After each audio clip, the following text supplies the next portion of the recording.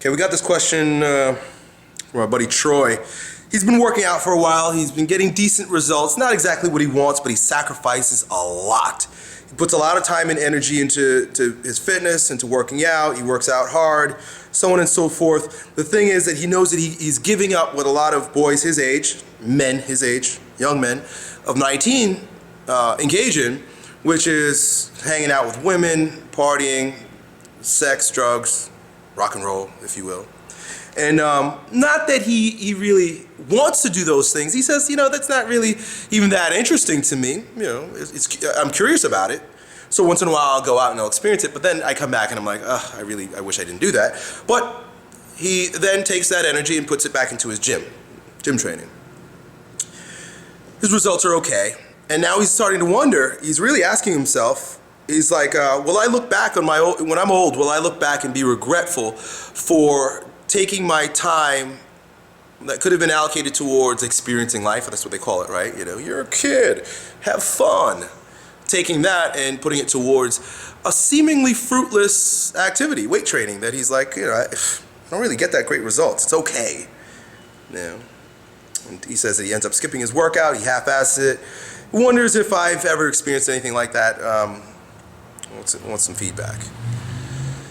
So it's a legitimate thing, yes. In fact, there are certain things in my life that when I was young I engaged in that forced me to disengage with other things that people say is, sowing your oats.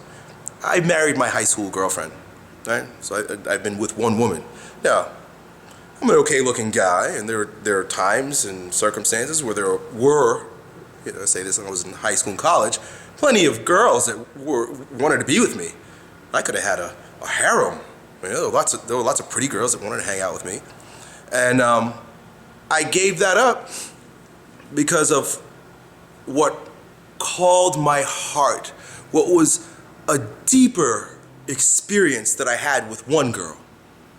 And I loved it so much. And I love her so much still. I like, when I'm with her, it's just, we blend together physically, emotionally, and physiologically, there's such a great experience. Listen, of course, this is weird. Elliot's talking about how much he loves his wife and the experience that he has with his wife. What does that fucking have to do with you? I gave up one thing, not judging, just telling you what I did. Gave up one thing that you're supposed to do when you're young and invested in something else. I'm happy. Because it's a wonderful experience. It feeds me, my experience with my wife. What you need to find is something that feeds you so much that you love to such a degree that you don't even think about the shit that you're missing out on.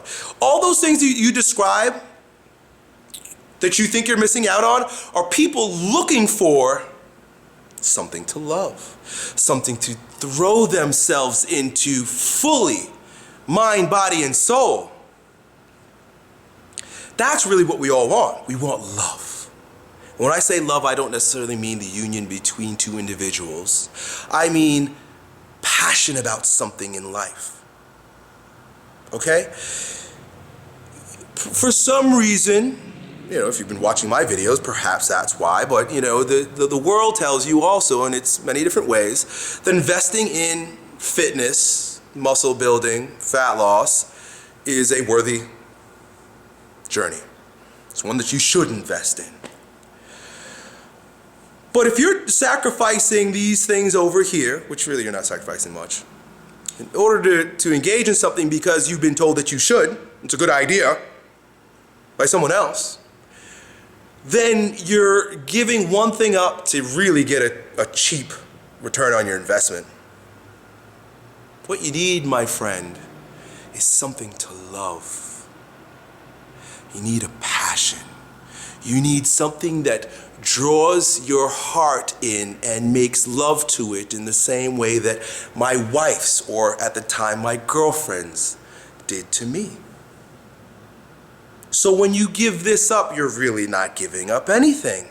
What you're doing is you're saying yes to something bigger. I never really said no to any of those girls.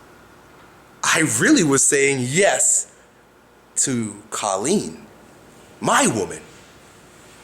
With your friends, you're not, and the kids that go out and drink, you're not saying no to them. You're saying yes to your jazz music. You're saying yes to your architectural designs. You're saying yes to your poetry. You're saying yes to whatever it is you want to love.